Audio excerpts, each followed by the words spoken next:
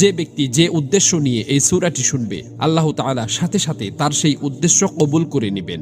আলহামদুলিল্লাহ, এই সূরাটি দিয়ে লক্ষ লক্ষ মানুষ উপকৃত হয়েছেন, তাদের কাজ সফল হয়ে গেছে। তবে এই সূরাটি শোনার কিছু শর্ত রয়েছে। প্রথম শর্ত হলো, সূরাটি শোনার আগে যে কোনো দরুদ শরীফ 3 বার পড়বেন।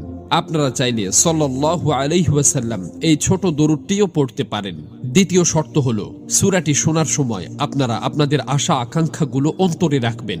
এরপর সূরাটি প্রথম থেকে শেষ পর্যন্ত শুনতে হবে। কোনোভাবেই সূরাটি অসম্পূর্ণ রেখে যাবেন না। যদি অসম্পূর্ণ রেখে যান, তাহলে আপনাদের কোনো কাজই সফল হবে না। এজন্য সূরাটি মনোযোগ দিয়ে প্রথম থেকে শেষ পর্যন্ত শুনুন। ইনশাআল্লাহ এই সূরা শেষ হওয়ার আগেই আপনাদের সকল কাজ ঠিক হয়ে যাবে, মনের সকল আশা আকাঙ্ক্ষা পূরণ হয়ে যাবে। বিশ্বাস না হলে একবার শুনেই দেখুন, নিজের চোখেই বিশ্বাস করতে পারবেন না। মহান আল্লাহর কাছে দোয়া করি, হে আল্লাহ, যারা পবিত্র কোরআনের এই সূরাটি